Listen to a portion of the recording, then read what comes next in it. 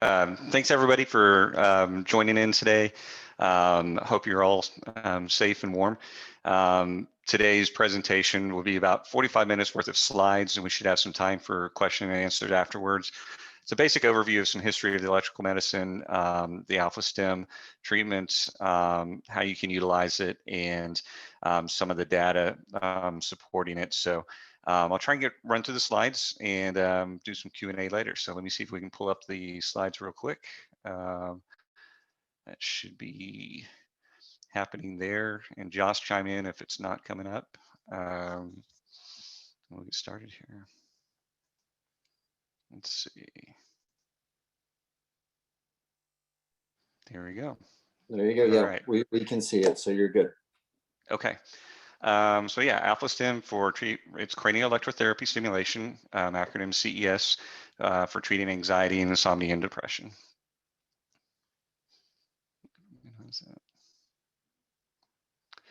So today's only an introduction to CES overview. There's still a lot to learn. This is just the tip of the iceberg. So hopefully this will be good information for anybody who's new to this. Good update for anybody who's been utilizing Alpha-Stim up to this point. But please continue your journey in learning more about electrical therapies, Alpha-Stim, and what it can do for our patients. A lot of information will come through today. Like one of my professors in medical school told me, it's like drinking water just from a fire hydrant. So try not to feel overwhelmed with it. Most of the information that we're going through today is on the Alpha-Stim website, and there'll be a point where I kind of show you a little bit about the website. So just know that the information's there if you ever need to re-access it. Okay.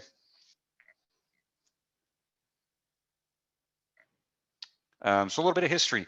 To a lot of people, the idea of using electrical currents and electricity as a treatment modality is a really new and novel idea, mainly because it just hasn't been as widespread as some of the other things, such as counseling and therapy and medications. But in reality, physicians and medical treatment providers have been using electricity for a long time. So you can look back even over 2,000 years ago. That a Roman physician was utilizing the live black torpedo fish to have patients stand on it for a variety of medical conditions, including gout and headaches. Claudius Galen also recommended using the shocks as well. So you see it way back in history that it could be used. There's a picture of that. I don't know how you'd get a patient to stand on it, but I guess, if it treated the gout, they'd probably be willing to do it. So,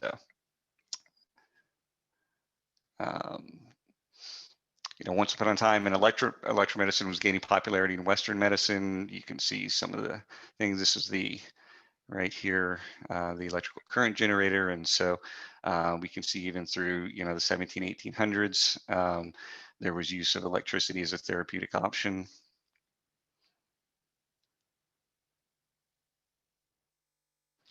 And believe it or not, I think this was around 1900s. You could even get a degree in electrotherapeutics as a physician. So certainly is not a new modality. Some more common uses throughout the ages. In the 1700s, Charles Kite invented the first electric cardiac defibrillator. And in 1812, Dr. John Birch was using electricity to heal non-union tibial fractures. So, and this is a neat diagram or a neat picture of the first electric cardiac defibrillator. And things have obviously progressed in our ability to use electrical therapies. You might even have seen one of these in the airport or a stadium or a convention center, an automatic external defibrillator that's even made for non-medical providers to be used. So electricity as a therapeutic is definitely widespread. So what we're talking about today, more specifically, is cranial electrotherapy stimulation. So its roots were probably in the early 1900s in France by Leduc and Rougeau, if I'm saying those right.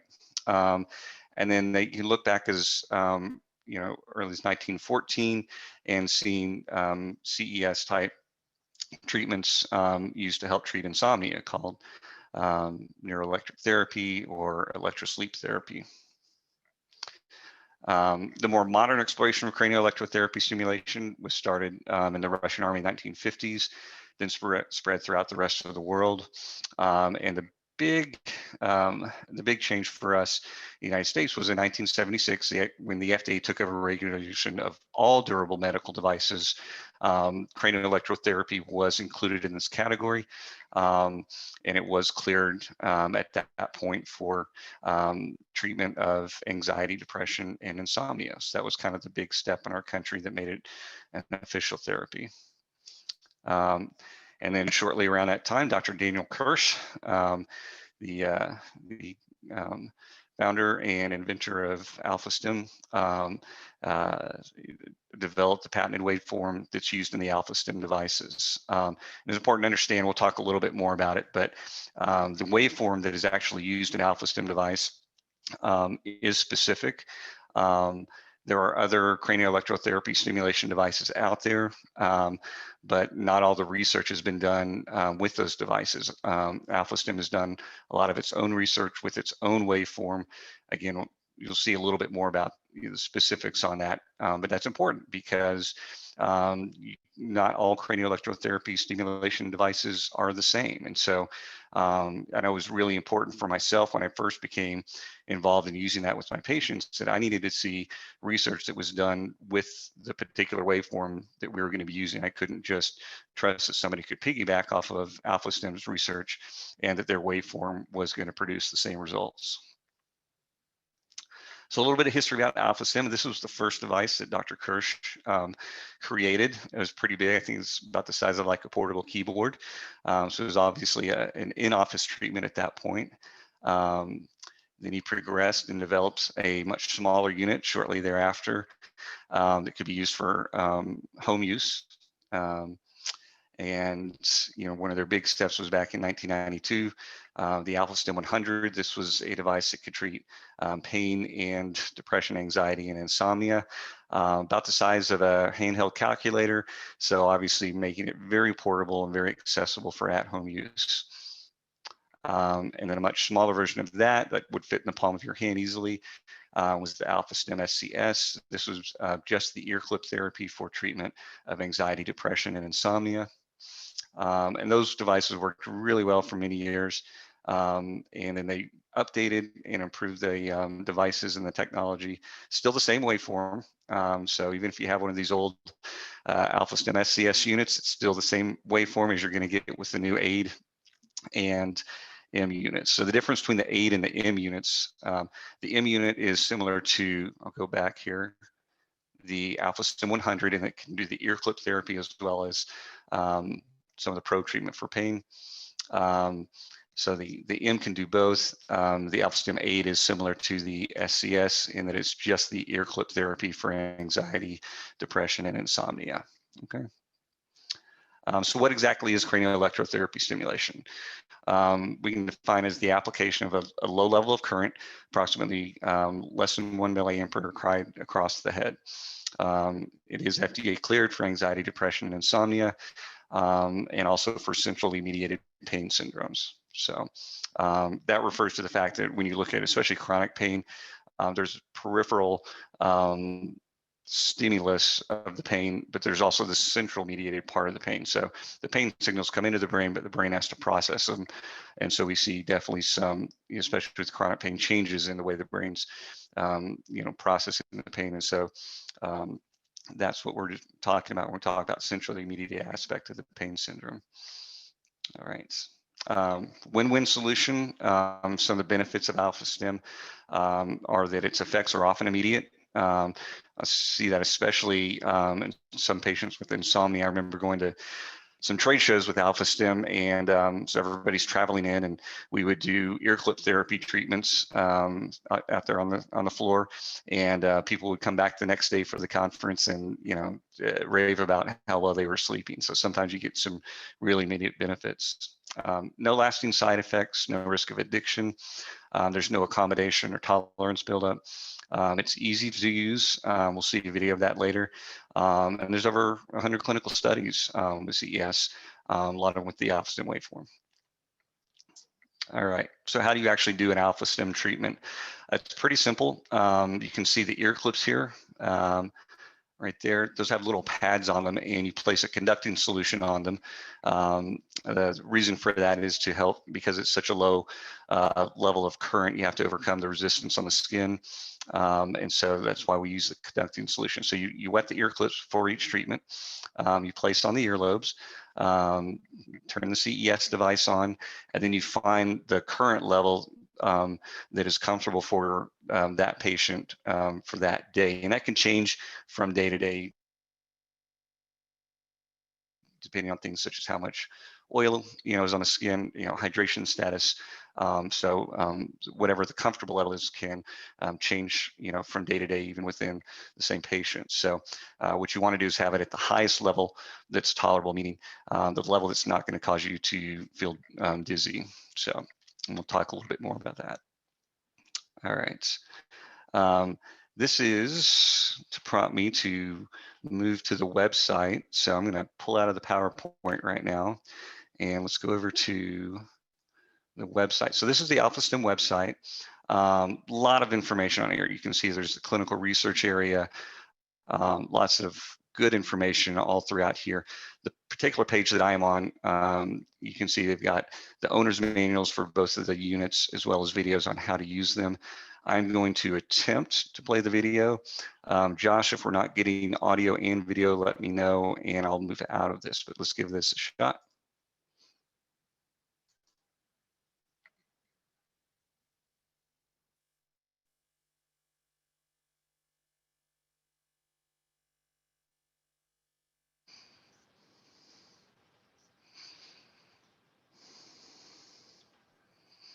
Thank you, Brian. All we're seeing is the slide on the PowerPoint. We're not seeing the website or the video. Okay, I will jump out of that, but please go to the website when you get a chance, alphastim.com. Again, lots of information and some videos and stuff on there. I'll move back to the PowerPoint. All right. Oops.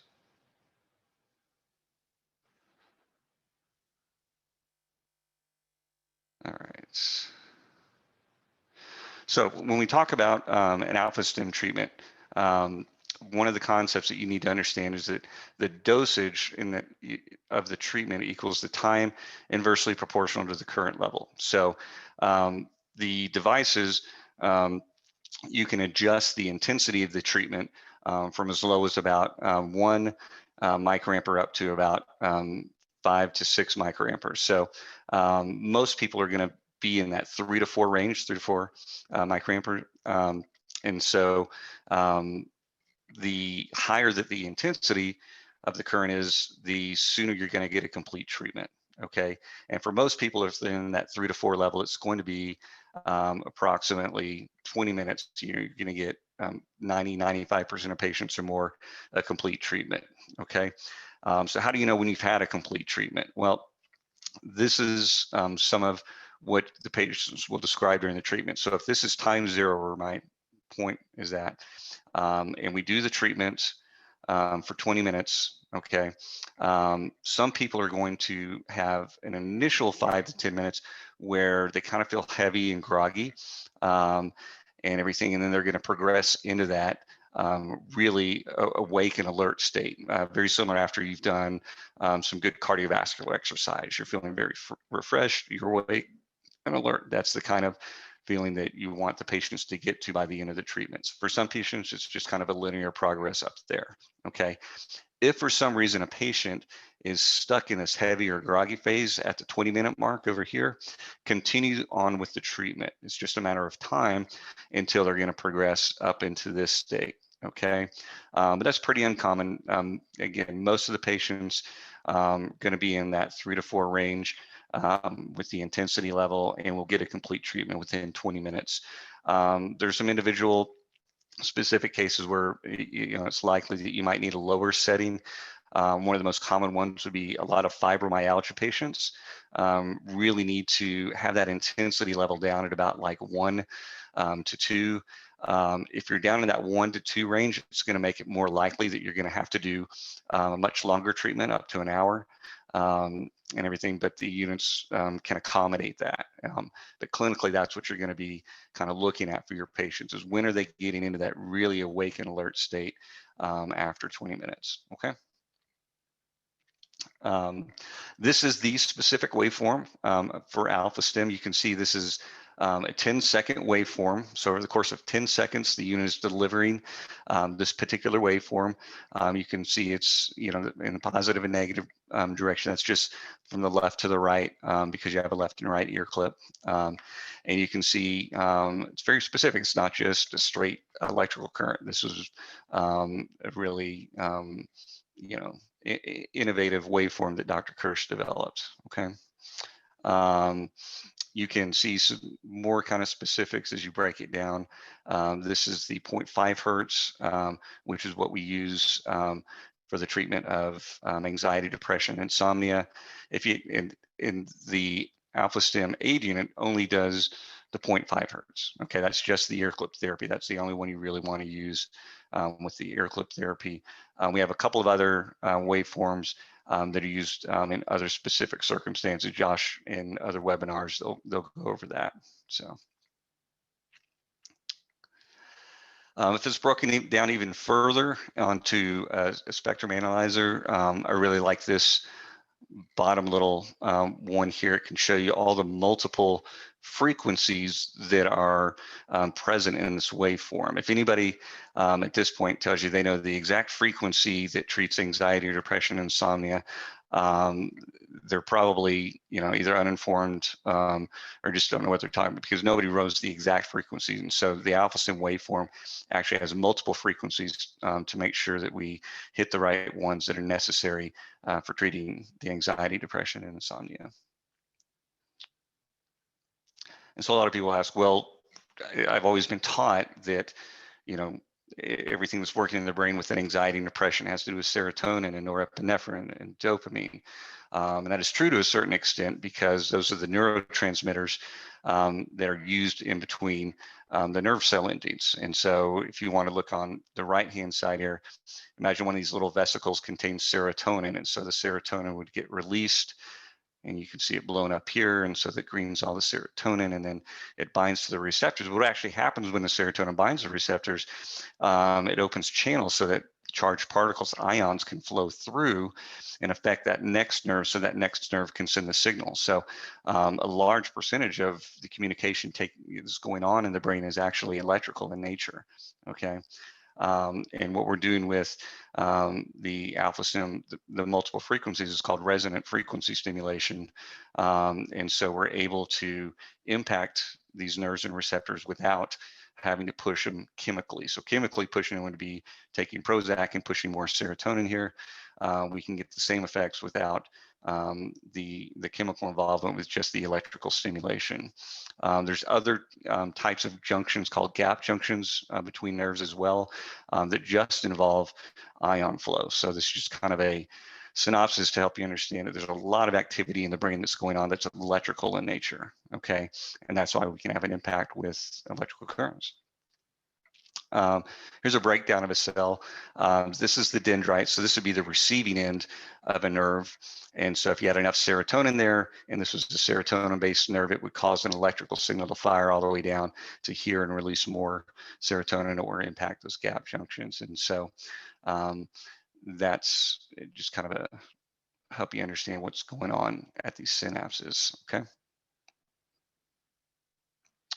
And this should help remind us that it is resonant frequency stimulation. What that means, if anybody's ever played around with tuning forks that are matched, meaning they're the same frequency, if you activate one and put it in close proximity to a matched tuning fork, you will actually get that other tuning fork to start vibrating and creating sound. And so that's one of the principles in terms of how we're able to have an impact on those receptors, okay? We used to only think about an old physical model of that, which ligand binding to a receptor and that impacting the cell's function. And this would be serotonin potentially, and this would be a serotonin receptor potentially. We do that well.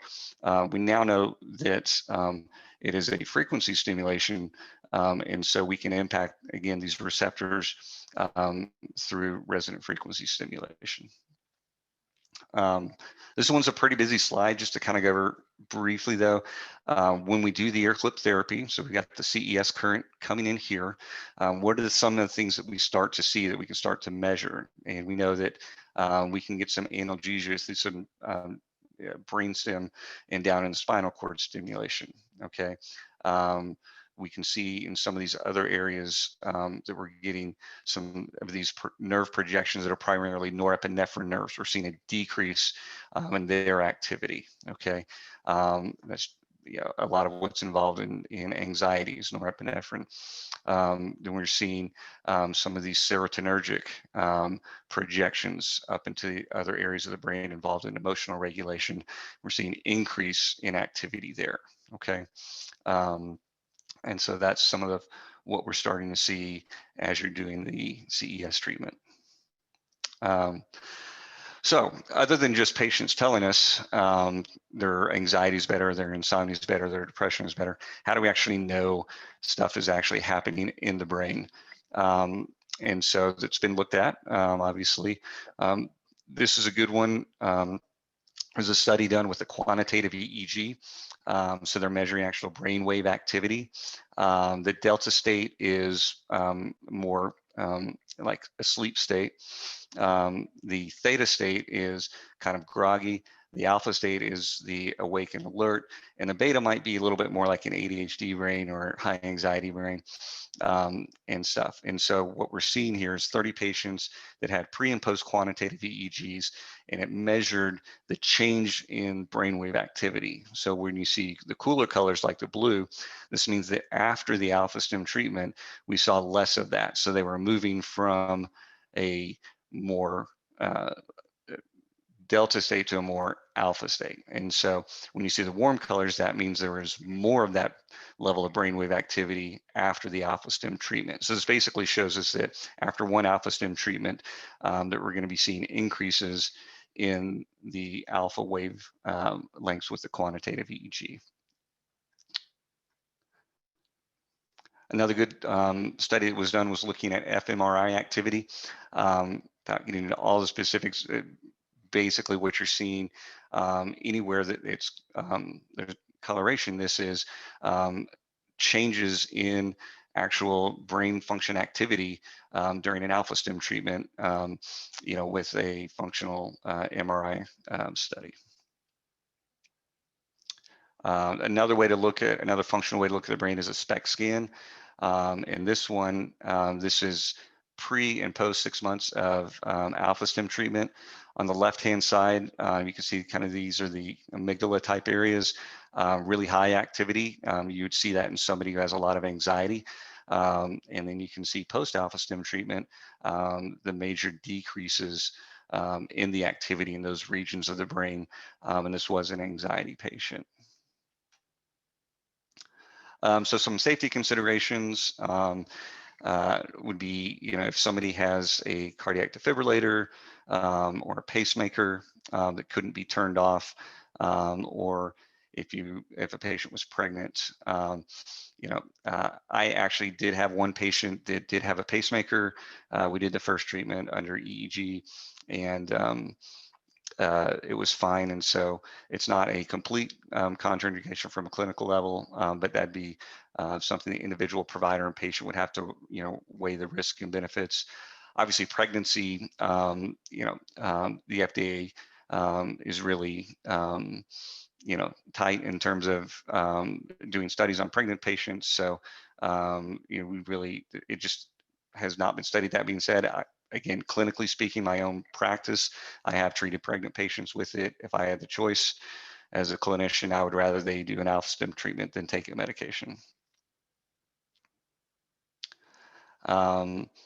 Again, one of the best benefits of the Alpha-Stim treatment is the lack of side effects that you get with it. Any clinician out there who's dealt with patients taking medication or has been prescribing their patients medications such as Prozac and Zoloft, other antidepressant medications, understands that one of the biggest hurdles we have is patient tolerability of the medication. That's one of the main reasons they stop taking the medication, not because they might not have worked for them, but because of all the side effects that go along with them. And so this basically is just going through some of the most common side effects that you'll see with medication. Again, with Alpha-Stim treatments, very little side effect. And so what were some of the adverse effects from the Alpha-Stim? So this is out of 144 studies, close to 11,000 patients, and you had about a 0.1% experience headaches. Those were generally mild and self-limiting. Some had some skin irritation, again, really mild and self-limiting. That's really all that you're going to get in terms of adverse. There's no sexual dysfunction, there's no weight gain, there's no nausea. That's one of the best advantages of the Alpha-Stim treatment. Okay. Important to go over, like I said earlier, if the current level during the treatment is too high, you can get vertigo or some dizziness or some nausea. That's just an indication they need to turn the treatment level down. Doesn't mean they're not going to tolerate the treatment well. You just have too high of a intensity level on the treatment. Okay. And then again, to remind you, if the treatment is stopped too soon, you might have that heavy feeling. Just continue that treatment until that lifts. Okay. So instead of 20 minutes, it might need to be 30 or 45 minutes until they're in that relaxed and alert state. So what's some of the data behind it? You see here, we got 42 anxiety studies, 27 insomnia, 26 depression studies. The research on Alpha-Stim is done independently. The EPI, the parent company, and Alpha-Stim, they do not do research. They do provide support. They do provide devices. They do provide help with statistical analysis, but they do not do the research. So you can feel a little bit more comfortable about the objectivity and the independence of the research. Okay, there is a double blinding capability. I think at times they've used non-conducting wires. They've got some other things, and then when they've looked at it, not just during the treatment phase, but follow-up studies show a cumulative and a lasting effect. So I like to describe that it is cumulative, meaning the more treatments that you do, the more effect you'll get in most cases, and it is durable, meaning even after you've completed a course of treatment and you look 6 months, a year later, you can see a durable effect with the treatments much after the course of treatment is done. So for depression, expect about 3 weeks of daily treatments before you're starting to see improvement. You really want to be doing daily treatments. So if you get 2 weeks in and they're really not seeing the improvement, don't pull the plug on it yet. Keep going. Sometimes, if it's a more severe case, it can take up to 6 weeks, or longer. Okay.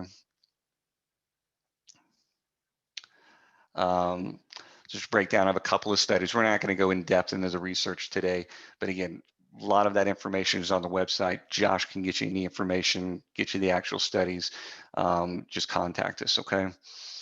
So in this one, this is done with the where is that? Yeah, the HAM-D is the rating scale. And so you're seeing the active group go from a 14.5 down to 6.5 at week 6, separating here from the sham group, which only went from about a 13 to a 10. So that's a nice separation there.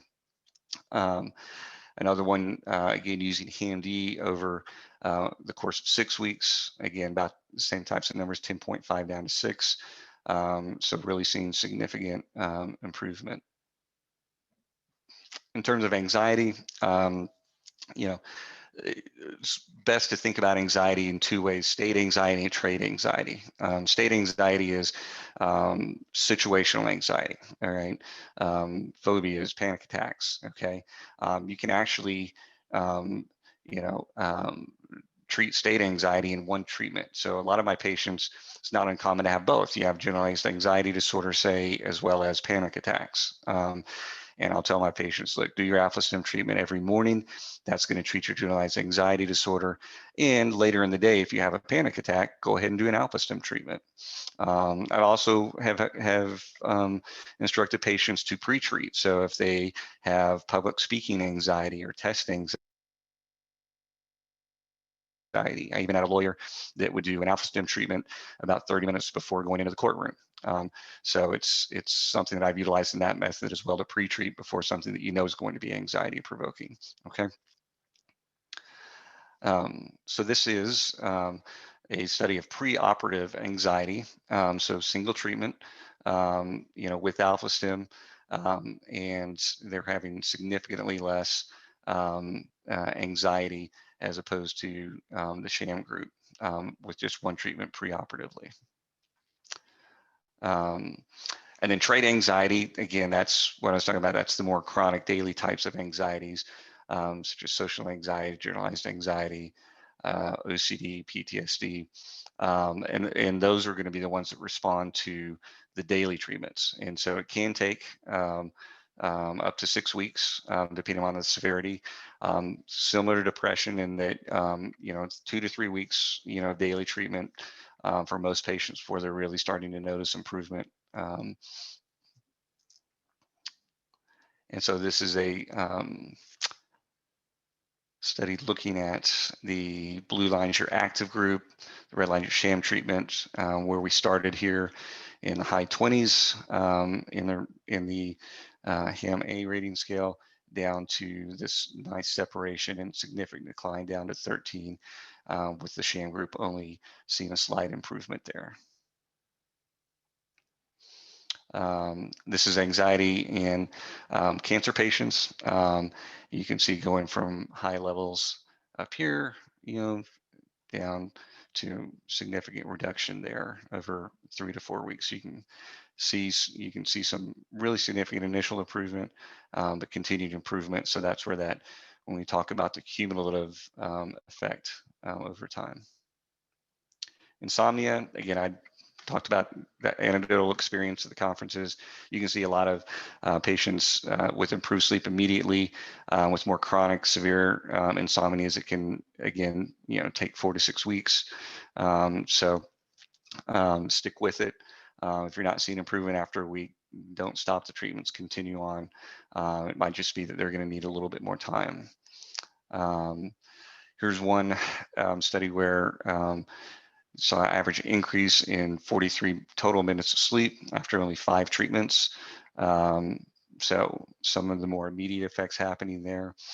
And then they looked also as well sleep disturbance, how many times that you were restless or awoken. And this was an 8-week study. Again, we had a usual care, sham group, and an active group, and you can see, pretty flat line there with the sham and usual care. Definitely seeing some significant decreases with the Alpha-Stim treatment there. All right, this is an NHS study, showing treatment with insomnia. After 12 weeks, they stopped the treatment. And so it's a little bit misleading here because this is a 12-week gap between the 12 and 24. So this is when we start talking about that durable effect, okay? If there was no durability to it, you would expect over that 12 weeks to see, at least a flat line, if not a worsening because of that. But we're seeing a little bit of decline there. So definitely over that 12 weeks after you stop treatment, you're maintaining the benefit of the treatment, okay? And that being said, clinically speaking, when you say, how do you treat the anxiety, depression, and so, telling patients initially, look, you want to do a daily treatment most of the time in the morning. Some patients can have an effect where it can kind of keep them awake at night. Not super common, so it's not that you can't do your treatments before bed. But if that patient says that the treatment before bed is causing them, not to be able to sleep as well, just move that treatment to the morning, okay? And then once we've seen the improvement with daily treatment over 4 to 6 weeks, most of the time you can have them back off to like 2 to 3 times a week and maintain it there. But it is something that it's not just 12 weeks of treatment and you stop. It's something that you can continue on and use. I would say clinically, most of my patients will be really good for a month or two of daily treatment. Then they'll be better. And then they'll go down to 2 to 3 times a week for a few months. And then a lot of them will kind of even fall off from there because they're feeling so well. They don't really feel like they need the treatment anymore. Then they might start to see symptoms return. And so we'll go back in with daily treatments until we get control of it again. And then usually at that point, they're pretty good about maintaining that 2 to 3 times a week to keep those symptoms from coming back. Um, another study on insomnia here. These were pre-study levels, little or no sleep, moderate sleep, and good restful sleep. And with the sham group, really no change there from pre-study. The subsensation CES, so this is CES, it was done at such a low level, down at like 1 to less than that range, that you really can't feel the treatment. But even with subsensate levels, you're seeing some shifting there and some improvement in sleep quality. And obviously with sensate level, that would be in that 3 to 4 range for most patients. We're seeing significant improvements in the insomnia. It can be used in combination with other treatments. So this is one study that looked at the combination of CES and biofeedback in the improvement for migraine headaches. So you saw the biofeedback alone as your lighter shift there, and it did help with the migraines. But when you added the CES to the biofeedback, you're seeing much greater improvements. It can be used in combination with medications as well. I think we have a study there. Yeah, so this is paroxetine or Paxil alone and with CES. So you're seeing the improvements with the Paxil. Not that it didn't work, but you're getting additive benefit with the CES. One clinical consideration there, it's not uncommon to see if somebody, say, was already on a medication like Paxil, we added CES in, that you might need to lower the dose of the Paxil. We can start to see some side effects reemerge. So if you were to start Paxil, an antidepressant, you would have some initial set of side effects that might diminish a little bit. But if you add the CES in later in the treatment course, after they've been on the Paxil for a while, or other antidepressant medications, you could see a reemergence. So if they start the CES after having been on a medication and they say, wow, I've got some headaches, some nausea, the CES really is making things worse. It might not actually be the CES, it might actually be medication side effects that have reemerged. And that'd be an indicator not to stop the CES, but to lower the dose of the medication at that point. And then hopefully in a lot of cases, maybe even down the road, being off the medication and just on the Alpha-Stim, because again, a much safer and more tolerable treatment for most patients. This is just another way to look at some of the different medications versus Alpha-Stim. You can see some typical anxiety meds here, and then what we're seeing in terms of improvement with Alpha-Stim versus those anxiety medications. Some of the sleep medications, Lunesta and Sonata are pretty common. How Alpha-Stim performed against those medications, as well as depression with Zoloft and Wellbutrin, and then pain and headache. And so against medication in all different categories, Alpha-Stim performs just as well, if not better in most cases, than the medications. Another important consideration with any treatment, obviously, is cost. What's the bang for your buck? And the upfront cost of Alpha-Stim obviously can be a little bit higher than medication or starting counseling or therapy, but the long-term benefit, from a cost standpoint, when you do a 5-year cost comparison here with pain medication and anxiety medications, this is what your 5-year cost on Alpha-Stim is. You only have to, pay for it once, but if you have to pay for prescriptions every month, in a lot of cases, you're going to be spending a lot more money, for maybe not any better effect and side effects as well. So this is the same kind of look at it with insomnia and depression meds there. Okay. Again, seeing initial cost of Alpha-Stim higher, but the 5-year cost is really a really cost-effective therapy. Yeah, so that's kind of my run through it. I know it's a ton of information real quick. hopefully you guys have some questions for me today, so I could clarify some of that information, or if there's anything that you had questions about that didn't come up, I'm happy to address that. Again, I've been using Alpha-Stim for many years in my clinical practice, and so happy to share any insights or tips I might have with you. So I'll let you kind of take over there, Josh. All right, Brian, thank you very much. That was excellent, as always. We have had a couple of questions that have been asked during your presentation, so let me read through those. Okay. Ralph Golan asked, what percentage of patients with anxiety and depression in your practice have made enough progress with CES without medication or substantially less medication? And what level of anxiety and depression is it reasonable to expect success with CES? And then he's also asking, would you expect moderate to severe patients to respond successfully? Yeah, so Alpha-Stim had some patient survey data that they sent out and came back, and they were getting responses back in the 90% range. In my own personal clinical practice, I'm not doing an official study on it, but my general sense of the patients and how many are improving are that I get a large percentage, maybe 40, 50% of the patients get a really robust response and complete resolution of symptoms, many times, oftentimes getting off medication altogether.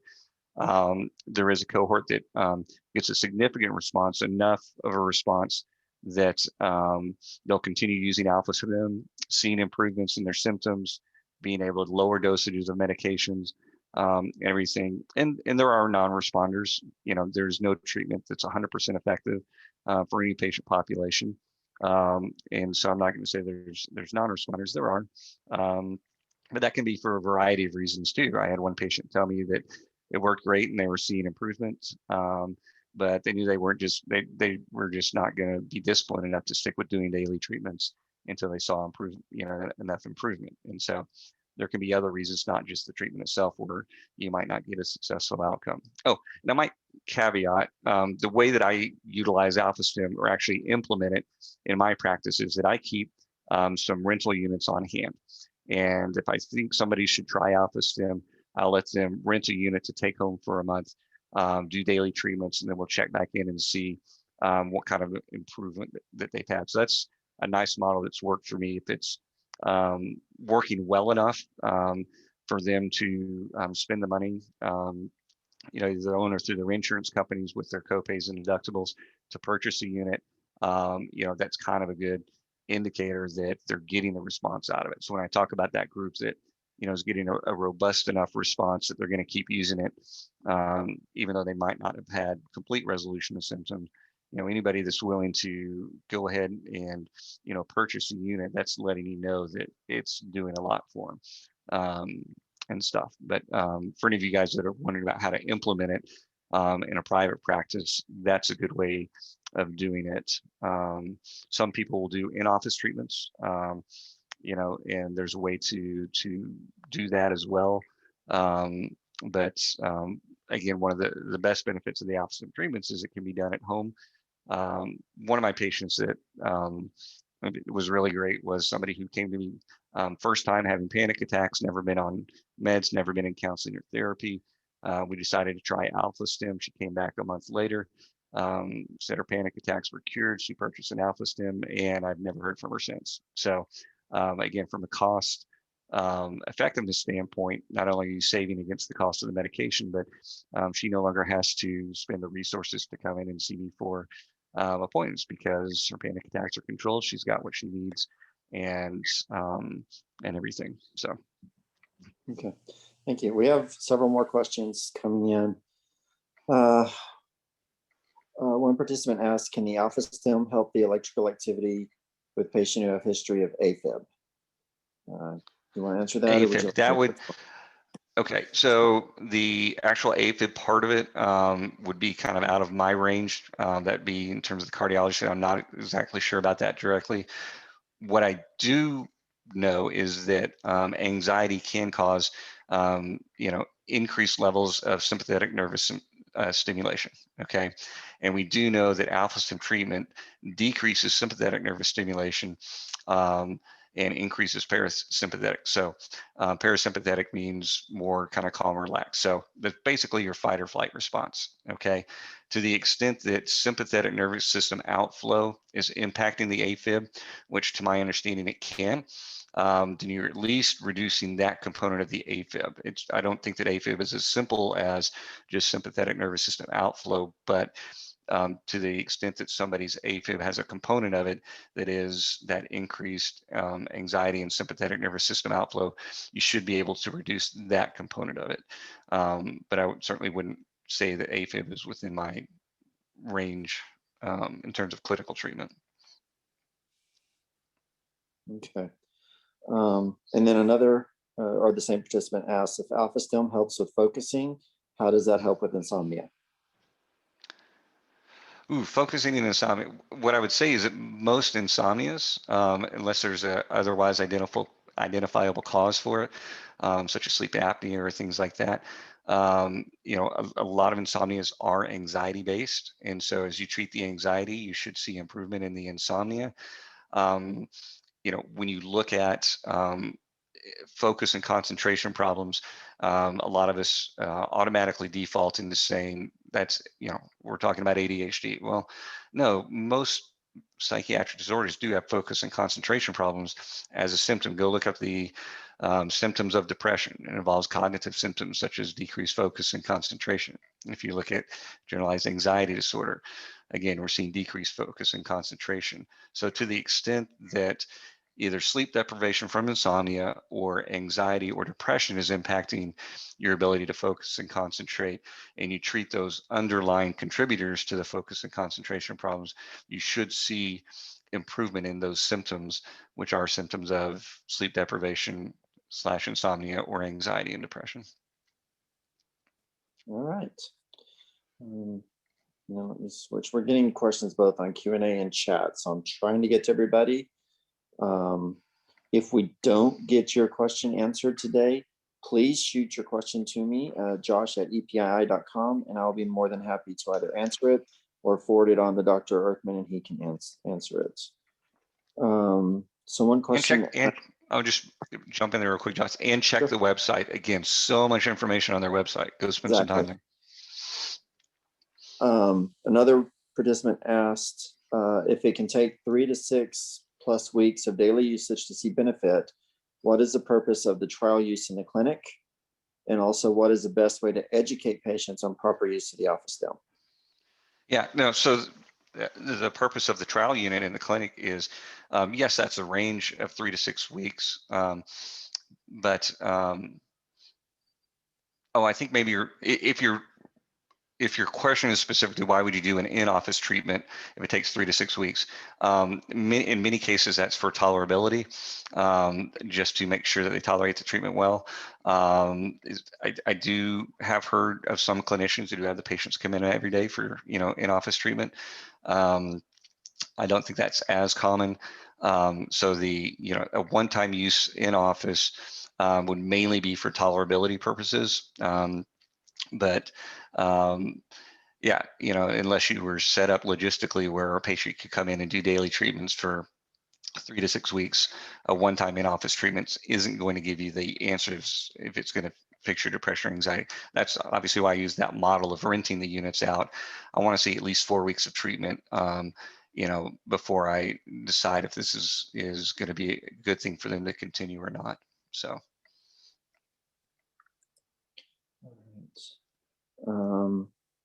And then another provider asked, it's a pretty simple question. I'll go and answer this one. Ralph asked what Alpha-Stim devices would also have the pain treatment option. We do have the 2 current models, the AID and the M. The AID treats anxiety, insomnia, and depression, has the ear clips only. The M does everything. So it has the ear clips for the mental health component, and it has the probes and little sticky pads we call astrodes to treat the pain more directly. But CES, the ear clips, also helps to calm down the pain processing centers in the brain. And so it alleviates pain as well. So, and then another provider said, Ben, with CCA, is there a specific billing code? Yeah, I don't know about specific billing codes. I know they exist. In my particular practice, the way I implement it, I'm not using billing codes for it. I just have them rent. Basically, they rent it for $200 a month, and when they return it, they get $100 back. So for $100, they get to try it for a month to see if it's an effective treatment. Josh, you might know more about specific billing codes. Unfortunately, I don't. Okay. When I worked for the VA, I didn't, like you, I didn't worry about it. I just used it during session and then ordered one for my veterans. So another question, do you have any insight for providers who are still seeing patients solely through telehealth but might want to try Alpha-Stim? Yeah, I don't think that right now I'm 100% remote appointments as well. So it hasn't stopped me. I actually did have one patient, did a telehealth appointment, was a military veteran. And I thought that Alpha-Stim would be a good treatment for him. And so he came up to the office, picked up his unit, went home, did it for a month. So we did a telehealth follow-up.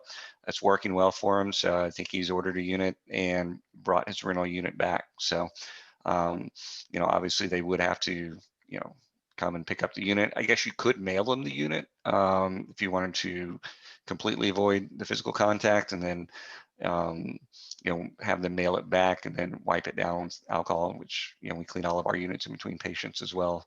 But I don't think that the telehealth transition should prohibit you from utilizing Alpha-Stim by any means. No, and in fact, with Alpha-Stim, we have telehealth appointments available through independent providers on our website. So that is one way that patients can get a prescription, which brings up a good point. In the US, any CES device, including Alpha-Stim, is prescription only. So if you are licensed in your state to diagnose and treat anxiety, insomnia, depression, or pain, then you can order a device for your patients. We do have order forms on the website that you can download. And in the top right portion, there's a little box where you can put the order directly on the order form. And then you or your patient can fill out the exact device and accessories, that they need. All right. Another question, when you are finding the correct level for the Alpha-Stim session, do you increase the level every 20 seconds until you find your comfort level, or do you quickly increase the level until you find your comfort level? There's no specific protocol on that. I can tell you most of the time I'll tell my patients started out at about 2 or 3 for the first treatment, just because it's a new experience. I don't want them to jump in at level 5 and have dizziness. And then, after, 15, 20 seconds or so, gradually increase it until you find that level that's kind of the highest level that you can get to before you start kind of feeling dizzy. Some patients, the first treatment or two, the first minute or two, really have to keep it low and then can increase it. But usually, by that 3rd to 4th treatment, I find that most of the patients can just turn it on at 3.5 to 4, whatever their level is, typically, and don't have any problems at all with it. So. Right. In my experience, it's somewhere between those two extremes. You don't have to wait every 20 seconds, but you do want to, wait a little bit. That dizziness or queasiness sensation, it's not overwhelming, but it's not subtle. So you will know when you go from, hey, this feels about right, to, whoa, this doesn't feel right. And then just turn it back down until that goes away. So if you do it too fast, then you may have to turn it down lower. But there's no reason to spend like 3 minutes trying to find your level either. So just a nice kind of steady, every couple of seconds you can turn it up till you find your level. Another question, to clarify, the device delivers a wave characterized by a frequency and an amperage. Does the device default to 0.5 frequency, and is that adjustable? And with increase of amperage, they hit the standing on a boat feel. Is it important to back down from that sensation for treatment session?